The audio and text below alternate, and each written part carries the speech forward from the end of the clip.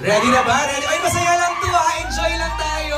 Parang iba na yung nararamdaman namin. Ano yung nararamdaman mo, Kim? Happy ba kayo, guys? Pero, happy ka ba? Oo naman. Kasi yung Cookie ko pagod na. Si Cookie, kaya wala siya dito. Si Cookie. Kinol kasi namin siya. Sabi niya, sorry, not today. Okay. O, bumati ka na, Kim, since ikaw na yung nagsasalita, please. Hello! What's up, everybody? Yes! Kung ikaw ay masaya, pumalakpak ka. Hawak yung cellphone eh. Hawak yung cellphone. I love it. Hello po. Pero kidding aside, hello sa lahat ng mga nandito ngayon, sa mga sumusuporta sa amin, sa mga media friends namin na nandito, sa nanonood sa online, hello po. Stay put lang kayo dyan. At syempre, ang partner mo, Mr. Yoso, Paolo Avelino, please greet everybody. Yes, magandang hapon sa inyo lahat. Salamat sa lahat ng nakadalo dito sa... Thank you. Sa nakadalo sa aming media launch, our friends from the press, sa mga vloggers, sa mga influencers na nandito, and of course, everyone supporting us here. Thank you so much for coming. At sa lahat na nasa bahay, salamat po sa mga nakatutok. Ayan. Alam mo, just looking at you two, nakatitig lang ako sa inyong dalawa, perfect combination. Bakit? Let me explain. Kasi si Paolo, so good at drama. So good. Si Kim Chiu, rom-com queen. Pag pinagsama mo yung dalawa, ayun na. Sasabog ba? Yeah! Sasabog saan? Patingin nga. Okay, pabatiin natin yung iba. Let's start with Martin. Ikaw na, dahil katabi na kita dito. Please greet everybody. Magandang hapon po sa lahat. At maraming salamat po sa suporta ninyo. At nararamdaman namin talaga namang napakainit ng suporta ng buong bansa sa tambalan ng Paolo Avelino and Kim Chiu. Maraming salamat. Nakaka-proud po. Salamat. Thank you, Martin. Prime! Kung saan nagmula ang kwento. Naku, mamaya excited akong tanungin si Prime dito. Please greet everybody first. Hello po, sana pa panoorin niyo yung movie. Okay, short and sweet ha. Love it. Isabella, one of our writers. Mahiyain si Isabella. Okay. Patrick! Wow, salamat po sa pagpunta sa mga nanonood. Panoorin po natin ang My Love and Mickey this year. Thank you po. Karina, napaka-sexy. Grabe. Bati ka na please. Yes, good afternoon everyone! Salamat po sa lahat na nandito. Sana po supportahan at panoorin natin ang My Love Will Make You Disappear. Thank you, Alam Marina. nyo, sobrang love na love ng nanay ko ang Kim Pao. Oh. Kasali siya sa fandoms, Kim Pao PH Hong Kong. Naniwala ka ate! Kinukulit niya ako, sabi niya magpa-VG ka. Sabi ko, busy yung tao mo. Mamaya, i-VG natin yan. Hello, ma'am. Buti na lang tama yung panrinig ko. Ano daw? VG friend, VG. Okay, sorry. Ayan ka na naman, Ay, sorry. Kaya nagsisimula pa lang tayo, friend. Eto kasi, magandang hapon po. Mamaya ka na mo ba? May intro ako sa iyo eh. Ay, guni-guni mo lang yung pagbati. Sorry. Migs, ikaw naman, Migs. Hello po sa lahat na nasa Dolphy Theater. Maraming salamat po. Siyempre magandang hapon sa members of the press and everyone, mga taga-support ni Kim Chiu, of course, Pao. Supportan niyo po itong pelikula na ito. Punong-puno po ito ng pagmamahal at kilig. Speaking of kilig, tamis din ang couple na to. Benj and Lovely, please greet everybody. Ayun, sabi ko po sa ko, babatiin ka. Hi, Liam Emmanuel Manalo. Nauna agad yung bati. Maraming salamat po sa lahat ng mga nandito and sobrang excited kami actually panoorin to and sana kayo ganun din. Lovely. Mag-enjoy na po tayo tonight! Yun. And syempre, ito na, ang sobrang Latina. Sobrang Latina, gorgeous! Talaga Hindi naman. siya nag-red hair for nothing Medyo na-late ng konti. Wilma Dazen! Hello po, yes!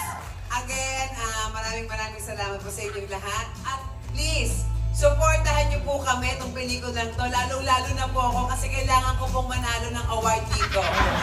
Oo, pinangako ko sa anak ko na mananalo kami ng award dito. This is it. Tsaka ano sasabi mo kanina, BG? Okay, mali ang pandinig ko talaga. So, My Love Will Make You Disappear. Masaya, nakakakilig, at maraming chika. Charot! Yeah! Gusto namin yan. Thank you, Wilma. Direct Chad! evening na. Good evening po sa lahat na nandito. Pati sa mga nasa kanya-kanyang bahay. Maraming salamat sa sumuporta sa Kim Pao at syempre sa trailer nga nakakapalabas lang. Sana kung gano'ng kadaming beses yung pinanood yung trailer, gano'n nyo din kadaming beses panoorin yung pelikula. Kaya salamat po. Okay, simulan natin ang kwentuhan. Let's first react sa trailer kasi we haven't heard from you nung lumabas yung trailer. Anong reaction nyo doon? Direct Chad, ikaw na. Pag ka, pasalta ka na yun. Sige. Si Pao, Kim, reaction sa trailer, lalo na yung yung huling scene. Yes, like napa-O to the M to the G na lang talaga ako. Sabi ko talaga, is this a new rom-com? Kasi last rom-com ko, 10 years ago. Oh, what was it? Yes, All You Need Is Pag-ibig. Ay, yung oo madami nga, madami kayo, all-star cast. Parang bago din nun, the year before, Bride for Rent. So, medyo matagal na rin talaga. How does it feel to be back in rom-com? It feels amazing. Ah! Yes! It's like a breath of fresh air. Wow! Sino ako doon? Pero parang yung trailer namin, nakaka-shock. Parang yung support ng mga madlang people. Kasi Kim, yung sinabi mo na ulitin mo nga, gusto. Huwag naman natin ulit. Panoorin na lang sa movie. Tsaka watch yung trailer for more views. Panahirapan ka ba doon sa eksena na yun? Yes, super talaga. Talaga? Kasi yung buong eksena na yun, yung ang haba kasi nun yung pinakakinabahan talaga ako dun sa eksenang yun at sa linyang yun.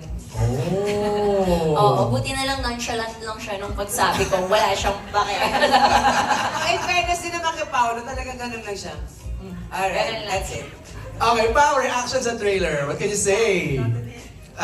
Actually, ang daming parts ng pelikula na sobrang exciting panoorin and nagulat ako na may mga nilagay dito. So, sobrang bitin pa. Kumbaga, naiisip ko yung mga shoot namin, mga eksena. Napakarami pang magpapatawa, magpapakilig, and magpapagulat sa mga viewers natin. So, kung nagustuhan niyo yung trailer, 100% mas magugustuhan niyo po yung pelikula. Eh, ang tanong kasi dito, may nag-text agad sa akin, bakit daw ang gwapo mo? Doon sa trailer. Filter lang yun. Filter. Pero sabi ni Wilma, mabango. Ay, mabango ang kuya natin! Kahit ang haling tapat and fair... Ay, Kim Jun ko ba yan? Sorry. Wilma, reaction mo sa trailer. Ay! Totoo talaga yung reaction ko kasi sabi ko kay direct kailangan ko ng POV. Yan. And ito ba yun si kuya? Nagkasala ako sa asawa ko. Kasi nakahubad si kuya. Hi! Gusto ko maging Kim Jun ng mga panahon na yun. Ingit ako kasi I'm just watching. Okay, alam kong excited ng ating mga kasamahan sa press na magtanong ng kanilang mga questions para sa inyo. Let's go, let's begin our Q&A. Siguro I'll start off with Prime. Kasi sa'yo nakalagay story by Prime Cruz. So, kanino mo hinugot yung kwento ng My Love Will Make You Disappear? Nag-start kasi ito nung nakikipag-inuman ako sa isang friend ko sa wait. Tapos hanapin niya, bakit ba lahat pag nagsaseryoso na ako, bigla na lang sila nawawala? Oh! Bakit kapag sineseryoso na ako, biglang nawawala? Seryoso na niya. Tapos?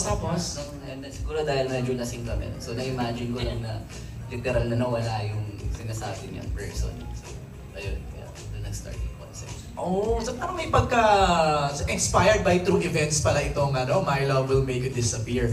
Okay, paano niyo naman ito sinulat? Patrick and Isabella, kwentuhan niyo kami. How was the process writing for this movie? Ayun, sobrang fun, sobrang nag-enjoy kami sa pagsusulat kasi parang after a long time nga ngayon ulit true blue rom-com yung Star Cinema. So sobrang katulad nga sabi ni Kim kanina, breath of fresh air siya. Tapos parang sobrang kami na-excite na magpakilig tayo ulit sa sinihan, di ba? Unapologetically rom-com siya. So yun, so doon kami nag-start na yun yung goal namin sa pagsulat nitong pelikula. So tama pala yung sinabi sa akin ni Wilma sa interview namin na this movie, kilig to the bones talaga siya. Yes. Non-stop. Non-stop. Start to finish. Yes. Oh, Isabel, go ahead. Vilma, go ahead. Yes, nakakakilig talaga kasi like kagaya kami, si mga partner, so may mga moment talaga na parang, ay, nakakakilig. Parang feeling ko nga nung mga nagsushoot kami, feeling ko 35 pa lang ako. Ilan ka na ba ngayon? 36. Ayun na nga. Sabi ko nga eh. Isabella, paano ang sinulat ito? As Patrick said po, parang super duper enjoy. Parang at first, medyo kinakabahan pa ako kasi parang hindi naman ako natural lover girl. Pero because of the script, parang kailangan mo talaga ilabas kasi kilig talaga siya. It's all good vibes and happiness and love talaga. So while writing, parang yun din iniisip namin yung our own experiences, our own love, our own kilig, and putting it all out on the script po. Sorry, mag-base lang ako sa trailer kasi yun lang yung nakikita namin, no? Pero sino nakaisip nung gustong-gusto ko na talagang makipag... Ako, ano siya, parang creative meeting siya. Pero yun, nanggaling rin siya with the help of Miss Carby, our creative head, sa Star Cinema. So yun, so collaborative effort siya of the whole team kapag nag-meetings kami. Siyempre with Direct Chad din. So yun, so parang binalikan namin, kinalikan namin kung ano pa pain ng mga characters nito. So doon din siya lumabas. Lumabas yung dialogues na yun, magically. Hindi ko may reason bakit niya na bulalalas yung na yun no? Yung line na yun no? Mga thoughts ni Sari yun Yes, hindi ni Kim. Actually, madami. Medyo natamaan nga din ako sa linyang yun. Ay, talaga? Hindi naman yung expect. Hindi naman yung mismo. Okay. Mahaba kasi yun. Like, 3 paragraphs yun, di ba? Okay. Ang haba nung 3 page yun. Lahat Okay. ng gusto ni Sari. Karamihan doon gusto ko rin naman. Like, Abangan nyo, hindi lang yung mismong salitang yun na tutut, pero karamihan talaga. Parang totoo talaga siya. even that real Kim? Even the real Kim, natamaan din siya. Kaya ayoko siya basahin ng paulit-ulit. Kasi ayoko siya. Umiyak bigla eh. Okay, first question is from Alan Sancon. Alan, ako na magkatanong ng question mo. Okay, for Kim Chu and Paolo Avellino, this is your first movie after the success of your teleseries. Is there any pressure on your part na sana kung ano yung support ng Kim Pao fans sa mga teleserye nyo, ay ganoon din ang maging suporta sa first movie nyo together? Pao? Yes, kaya of course there's immense pressure. Medyo iba rin po kasi pag gumagawa ng pelikula, of course you have to, kailangan nyo itong ibenta. Kailangan may bumibili ng tickets sa mga sinihan. So, ibang kalakaran. Ibang kalakaran siya. Ito na, ang ginawa na lang namin, parang trinay na lang namin pagandahin yung material and of course pati yung performance namin para may iba siya sa mga past na ginawa namin and also para may bagong mapapanood sa amin maliban sa mga napanood na nila sa TV and sa mga streaming platforms. You wanna add, Kim? Siyempre nakaka-pressure kasi yung ginawa namin, yun na nga, streaming platforms lang siya.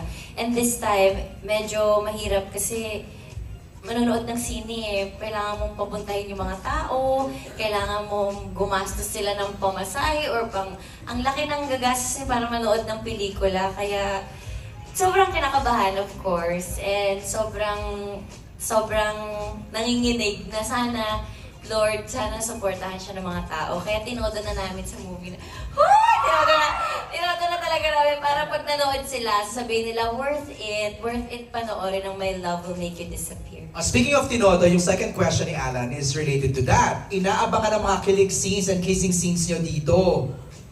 Gaano kadami? Or ka-intense ang mga kissing scenes nyo sa movie na to? Agad-agad naman din naman, Kuya Alan. Hayaan mo na naman talaga diba? Mainit-init naman talaga. Oo. Gaano? Medyo mature rin kasi yung pag-tackle ng roles dito and pati yung characters namin ni Jolo and ni Sari. So medyo mature rin yung pag-tackle when it comes to sa mga intimate scenes. Meron, pero abangan nyo lang sa scene. Pero sanay na. I say Wait, that... hindi naman. No, Sabi ko na sanay. Wait, tama. I say that na parang comfortable na kasi you've done it. In Linlang, di ba?